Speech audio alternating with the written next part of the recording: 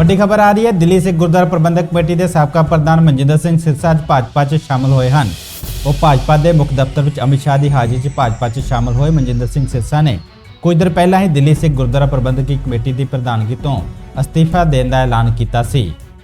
ਨਵੀਂ ਬਣੀ ਕਮੇਟੀ 'ਚ ਕਿਸੇ ਵੀ ਅਹੁਦੇ ਤੇ ਹੁਣ ਕੰਮ ਨਹੀਂ ਕਰਨਗੇ। ਉਹਨਾਂ ਦੱਸਿਆ ਸੀ ਕਿ ਨਿੱਜੀ ਕਾਰਨਾਂ ਕਰਕੇ ਅਸਤੀਫਾ ਦਿੱਤਾ ਜਾ ਰਿਹਾ ਹੈ। ਕੁਝ ਦੇਰ ਬਾਅਦ ਹੀ ਉਹ ਭਾਜਪਾ ਵਿੱਚ ਸ਼ਾਮਲ ਹੋ ਗਏ। ਭਾਜਪਾ ਵੱਲੋਂ ਪੰਜਾਬ ਵਿਧਾਨ ਸਭਾ ਚੋਣਾਂ ਵਿੱਚ ਉਹਨਾਂ ਨੂੰ ਵੱਡਾ ਚਿਹਰਾ ਬਣਾਇਆ ਜਾ ਸਕਦਾ ਹੈ। ਤੁਹਾਨੂੰ ਦੱਸ ਦਈਏ ਕਿ ਸਿਰਸਾ ਅਕਾਲੀ ਦਲ ਬਾਦਲ ਦੇ ਸੀਨੀਅਰ ਆਗੂ ਹਨ ਅਤੇ ਭਾਜਪਾ ਅਕਾਲੀ ਦਲ ਦੇ ਸਾਂਝੇ ਉਮੀਦਵਾਰ ਵਜੋਂ ਦਿੱਲੀ 'ਚ ਵਿਧਾਇਕ ਵੀ ਰਹੇ ਹਨ।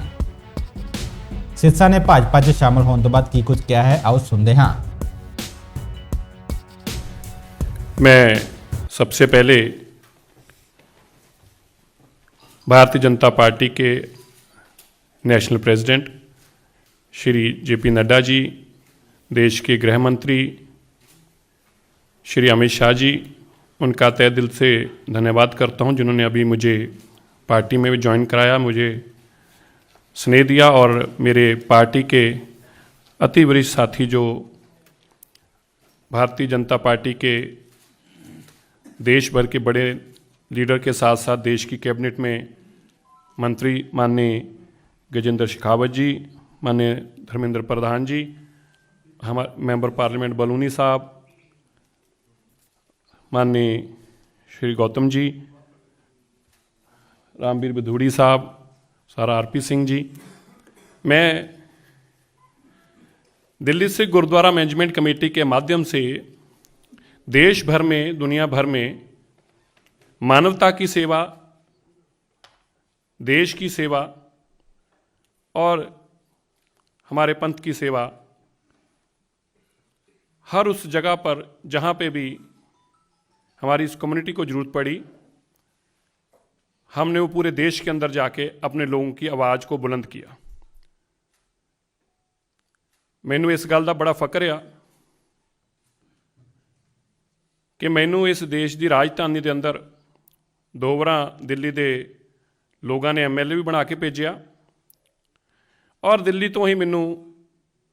दिल्ली सिख गुरुद्वारा मैनेजमेंट कमेटी के मैंबर के रूप अंदर, जनरल सकत्तर के रूप अंदर और फिर प्रधान के रूप अंदर सेवा करने का मौका मिला। इस दौरान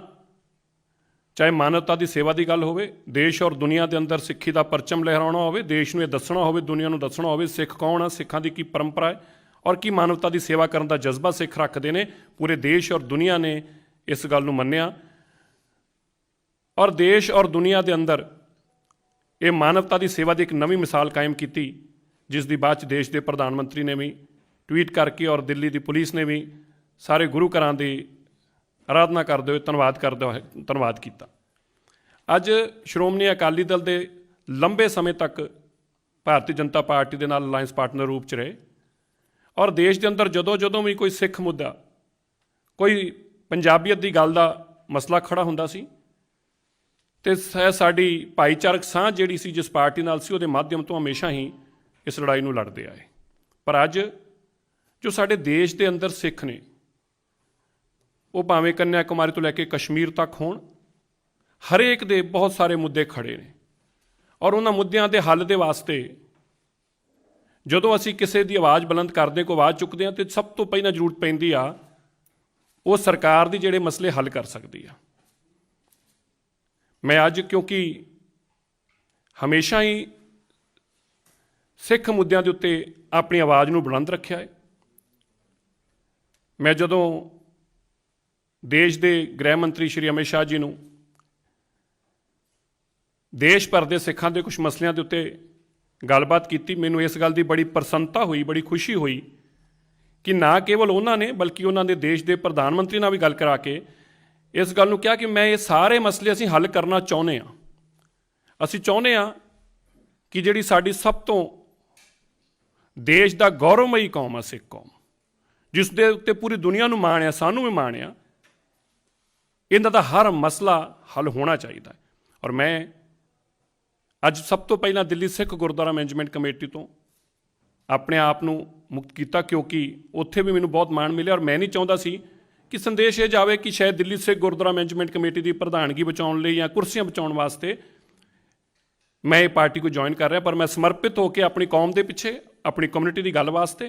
क्योंकि देश के अंदर 70 ਸਾਲ ਤੋਂ ਜਿਹੜੇ ਮੁੱਦੇ ਅੱਜ ਵੀ ਖੜੇ ਨੇ, ਭਾਵੇਂ ਉਹ ਡੋਂਗਮਾਰ ਗੁਰਦੁਆਰਾ ਸਿੱਕੇ ਮੰਦਰ ਹੋਵੇ, ਭਾਵੇਂ ਉਹ ਸ਼ਿਲੌਂਗ ਦੇ ਸਿੱਖਾਂ ਦਾ ਮਸਲਾ ਹੋਵੇ, ਜਾਂ ਸ਼੍ਰੀਨਗਰ ਦੇ ਕਸ਼ਮੀਰ ਦੇ ਜੰਮੂ ਕਸ਼ਮੀਰ ਦੇ ਸਿੱਖਾਂ ਦਾ ਮਸਲਾ ਹੋਵੇ, ਜਿੱਥੇ ਉਹਨਾਂ ਨੂੰ ਅੱਜ ਤੱਕ ਨੌਕਰੀਆਂ 'ਚ ਰਿਜ਼ਰਵੇਸ਼ਨ ਨਹੀਂ ਮਿਲੇ, ਉਹਨਾਂ ਦੇ ਹੱਕ ਨਹੀਂ ਮਿਲੇ, ਜਾਂ ਮੱਧ ਪ੍ਰਦੇਸ਼ ਦੇ ਅੰਦਰ ਸਿਕਲੀ ਕਰ ਸਿੱਖਾਂ ਦਾ ਮਸਲਾ ਹੋਵੇ, ਜਾਂ ਅਸਾਮ ਦੇ ਅਸਾਮੀ ਸਿੱਖਾਂ ਦਾ ਮਸਲਾ ਹੋਵੇ, ਜਾਂ ਗੁਰੂ ਤੇਗ ਬਹਾਦਰ ਸਾਹਿਬ ਜੀ ਮਹਾਰਾਜ ਔਰ ਗੁਰੂ ਨਾਨਕ ਦੇਵ ਪਾਤਸ਼ਾਹ ਜੀ ਦੇ ਵੱਡੇ ਸਮਾਗਮ ਕਰਕੇ ਦੇਸ਼ ਔਰ ਦੁਨੀਆ ਨੂੰ ਉਹਨਾਂ ਦੀ ਸੋਚ ਔਰ ਉਹਨਾਂ ਦੀ ਮਾਨਵਤਾ ਦੇ ਪ੍ਰਤੀ ਸੇਵਾਵਾਂ ਦੀ ਜਾਣਕਾਰੀ ਦੇਣੀ ਹੋਵੇ। ਮੈਂ ਇਹ ਸਾਰੀਆਂ ਗੱਲਾਂ, ਔਰ ਮੈਂ ਖਾਸ ਤੌਰ 'ਤੇ ਅੱਜ ਇਹ ਗੱਲ ਜ਼ਰੂਰ ਹੋਰ ਯਾਦ ਕਰਾਉਣਾ ਚਾਹੁੰਦਾ, ਜਦੋਂ ਮੈਂ ਇਹਨਾਂ ਸਾਰੀਆਂ ਗੱਲਾਂ ਦੇ ਨਾਲ ਨਾਲ ਸਾਡੀ ਕੌਮ ਦੇ ਵਾਸਤੇ ਅੱਗੇ ਵਧਣ ਵਾਸਤੇ ਸਿੱਖਿਆ ਬਹੁਤ ਜ਼ਰੂਰੀ ਆ। ਜਦੋਂ ਮੈਂ ਦੇਸ਼ ਦੇ ਪ੍ਰਧਾਨ ਮੰਤਰੀ ਜੀ ਨੂੰ ਔਰ ਗ੍ਰਹਿ ਮੰਤਰੀ ਜੀ ਨੂੰ ਇੱਕ ਗੱਲ ਕਹੀ, 70 ਸਾਲ ਹੋ ਗਏ ਦੇਸ਼ ਦੇ ਅੰਦਰ, ਦੇਸ਼ ਦੀ ਆਜ਼ਾਦੀ ਤੋਂ ਲੈ ਕੇ ਹੁਣ ਤੱਕ ਜਿੰਨਾ ਵੱਡਾ ਸਿੱਖਾਂ ਦਾ ਯੋਗਦਾਨ ਆ, ਮੈਂ ਸਾਰਿਆਂ ਦਾ, ਪਰ ਮੈਂ ਜ਼ਰੂਰ ਕਹਿ ਸਕਦਾ ਕਿਉਂਕਿ ਮੈਂ ਉਸ ਕਮਿਊਨਿਟੀ ਨੂੰ ਬਿਲੋਂਗ ਕਰਦਾ, ਮੈਨੂੰ ਫਖਰ ਹੈ ਇਸ ਗੱਲ ਦਾ। ਪਰ ਅੱਜ ਤੱਕ ਵੀ ਉਹਨਾਂ ਦੇ ਵਾਸਤੇ ਦਿੱਲੀ ਦੀ ਦੇਸ਼ ਦੀ ਰਾਜਧਾਨੀ ਹੈ, ਇਸ ਰਾਜਧਾਨੀ 'ਤੇ ਬਾਬਾ ਬੰਦਾ ਸਿੰਘ ਬਹਾਦਰ ਤੋਂ ਸ਼ਹਾਦਤ ਹੋਈ, ਜਿਸ ਰਾਜਧਾਨੀ 'ਚ ਜਿਸ ਰਾਜਧਾਨੀ 'ਚ ਗੁਰੂ ਤੇਗ ਬਹਾਦਰ ਸਾਹਿਬ ਮਹਾਰਾਜ ਜੀ ਦੀ ਸ਼ਹਾਦਤ ਹੋਈ, ਔਰ ਉਸੇ ਹੀ ਰਾਜਧਾਨੀ ਦੇ ਉੱਤੇ ਕਿਸੇ ਵੇਲੇ ਬਾਬਾ ਬਘੇਲ ਸਿੰਘ ਜੀ ਨੇ, ਬਾਬਾ ਜੱਸਾ ਸਿੰਘ ਆਹਲੂਵਾਲੀਆ ਔਰ ਬਾਬਾ ਜੱਸਾ ਸਿੰਘ ਰਾਮਗੜ੍ਹੀ ਨੇ ਆਪਣਾ ਪਰਚਮ ਲਹਿਰਾਇਆ ਸੀ। ਉਸ ਰਾਜਧਾਨੀ ਦੇ ਅੰਦਰ ਅੱਜ ਤੱਕ ਵੀ ਦਿੱਲੀ ਦੇ ਲੋਕਾਂ ਸਿੱਖਾਂ ਦੇ ਵਾਸਤੇ ਇੱਕ ਯੂਨੀਵਰਸਿਟੀ ਅਸੀਂ 70 ਸਾਲ 'ਚ ਨਹੀਂ ਬਣਾ ਸਕੇ। ਮੈਨੂੰ ਲੱਗਦਾ ਕਿ ਸਾਡੀ ਆਪਣੀ ਲੀਡਰਸ਼ਿਪ ਦੀ ਕਮੀ ਆ, ਸਾਡੀ ਕਮਜ਼ੋਰੀ ਆ। ਕਿਆ ਮਸਲੇ ਹੁਣ ਦੇਸ਼ ਦੇ ਸਰਹੱਦਾਂ 'ਤੇ ਲੜਨ ਵਾਲੇ ਅਸੀਂ ਲੋਕ ਹੋਈ ਔਰ ਉਹ ਮਸਲੇ ਸਾਡੇ ਤੋਂ ਹੱਲ ਨਾ ਹੋਣ। ਮੈਂ ਜਿਸ ਵਚਨਬੰਧਤਾ ਦੇ ਨਾਲ ਦੇਸ਼ ਦੇ ਗ੍ਰਹਿ ਮੰਤਰੀ ਜੀ ਨਾਲ ਗੱਲ ਕਰਕੇ ਔਰ ਪ੍ਰਧਾਨ ਮੰਤਰੀ ਜੀ ਨਾਲ ਮੈਂ ਇਹ ਪਾਰਟੀ ਨੂੰ ਜੁਆਇਨ ਕੀਤਾ, ਉਹਦਾ ਇੱਕ ਮਕਸਦ ਆ 70 ਸਾਲਾਂ ਤੋਂ ਹੋਏ ਉਹ ਮਸਲੇ ਜਿਹੜੇ ਅੱਜ ਤੱਕ ਖੜੇ ਸੀ, ਉਹ ਬਹੁਤ ਜਲਦੀ ਹੱਲ ਹੁੰਦੇ ਦਿਖਣਗੇ ਤੁਹਾਨੂੰ, ਭਾਵੇਂ ਉਹ ਡਾਂਗਮਾਰ ਗੁਰਦੁਆਰਾ ਸਾਹਿਬ ਦਾ ਹੋਵੇ, ਜਾਂ ਸਿੱਕਿਮ ਦੇ ਸਿੱਖਾਂ ਦਾ ਹੋਵੇ, ਜਾਂ ਗਿਆਨ ਗੋਦੜੀ ਦੇ ਗੁਰੂ ਘਰ ਦਾ ਮਸਲਾ ਹੋਵੇ। ਇਹ ਜਿੰਨੇ ਵੀ ਮਸਲੇ ਨੇ, ਕੁਝ ਆਉਣ ਵਾਲੇ ਕੁਝ ਦਿਨਾਂ ਦੇ ਅੰਦਰ ਅੰਦਰ ਹੀ ਤੁਹਾਨੂੰ ਇਹ ਸਾਰੇ ਮਸਲੇ ਹੱਲ ਹੁੰਦੇ ਦਿਖਣਗੇ। ਮੈਂ ਫਿਰ ਤੋਂ ਬਹੁਤ ਬਹੁਤ ਧੰਨਵਾਦ ਕਰਦਾ ਆਪਣੇ ਸਾਰੇ ਹੀ ਸਾਥੀਆਂ ਦਾ, ਜਿਨ੍ਹਾਂ ਨੇ ਹਰ ਮੌਕੇ 'ਤੇ ਮੇਰਾ ਸਾਥ ਦਿੱਤਾ ਹੈ, ਔਰ ਇਸ ਲੜਾਈ ਨੂੰ ਹਮੇਸ਼ਾ ਜਿੱਤਣ ਵਾਸਤੇ ਔਰ ਇਸ ਲੜਾਈ ਦੇ ਅੰਦਰ ਹਮੇਸ਼ਾ ਫਤਿਹ ਵਾਸਤੇ ਮੈਂ ਆਪਣੇ ਮਾਲਕ ਧੰਨ ਧੰਨ ਸਾਹਿਬ ਸ਼੍ਰੀ ਗੁਰੂ ਗ੍ਰੰਥ ਸਾਹਿਬ ਮਹਾਰਾਜ ਜੀ ਦਾ ਧੰਨਵਾਦ ਕਰਦਾ। ਗੁਰੂ ਤੇਗ ਬਹਾਦਰ ਸਾਹਿਬ ਜੀ ਦੇ ਦਰ ਤੋਂ ਸਾਨੂੰ ਬਹੁਤ ਕੁਝ ਮਿਲਿਆ ਹੈ, ਉਸ ਮਾਲਕ ਦੇ ਦਰ ਦਾ ਧੰਨਵਾਦ ਕਰਦਾ। ਇੱਕ ਵਚਨਬੱਧਤਾ ਕਰਦਾ ਹੈ ਕਿ ਜਿੰਨੀ ਸ਼ਿੱਦਤ ਦੇ ਨਾਲ ਅਸੀਂ ਦਿੱਲੀ ਸਿੱਖ ਗੁਰਦੁਆਰਾ ਮੈਨੇਜਮੈਂਟ ਕਮੇਟੀ 'ਚ ਰਹਿ ਕੇ ਆਪਣੀ ਕੌਮ ਦੀ ਗੱਲ ਕੀਤੀ, ਅੱਜ ਇਸ ਵੱਡੀ ਦੇਸ਼ ਦੀ ਸਰਕਾਰ ਦੇ ਮਾਧਿਅਮ ਤੋਂ, ਖਾਸ ਤੌਰ 'ਤੇ ਜਦੋਂ ਦੇਸ਼ ਦੇ ਗ੍ਰਹਿ ਮੰਤਰੀ ਔਰ ਪ੍ਰਧਾਨ ਮੰਤਰੀ ਜੀ ਔਰ ਦੇਸ਼ ਦੇ ਵੱਡੇ ਵਜ਼ੀਰ ਤੁਹਾਡੀ, ਉਹਨਾਂ ਜੋ ਤੁਹਾਡੇ ਸੋਚ ਹੋਵੇ, ਜੋ ਤੁਹਾਡੇ ਮੰਗ ਹੋਵੇ, ਜੋ ਤੁਹਾਡੇ ਕੌਮ ਦੇ ਮਸਲੇ ਹੋ, ਉਹਨੂੰ ਹੱਲ ਕਰਨ ਨੂੰ ਬੈਠੇ ਹੋਣ, ਤਾਂ ਮੈਂ ਜ਼ਰੂਰ ਕਹਿ ਸਕਦਾ ਹਾਂ ਜਿੰਨੀ ਕੁ ਅੱਗੇ ਸ਼ਿੱਦਤ ਨਾਲ ਲੜ ਰਹੇ ਸੀ, ਜਿੰਨੀ ਕੁ ਸ਼ਿੱਦਤ ਨਾਲ ਮਸਲਿਆਂ ਲਈ ਖੜੇ ਹੁੰਦੇ ਸੀ, ਉਸ ਤੋਂ 10 ਗੁਣਾ ਤਾਕਤ ਦੇ ਨਾਲ ਆਪਣੀ ਕੌਮ ਦੇ ਮਸਲੇ ਹੱਲ ਕਰਨ ਵਾਸਤੇ ਅਸੀਂ ਖੜੇ ਹੋਵਾਂਗੇ। ਮੈਂ ਫਿਰ ਤੋਂ ਸਭ ਦਾ ਧੰਨਵਾਦ ਕਰਦਾ। Bureau report, Punjab today.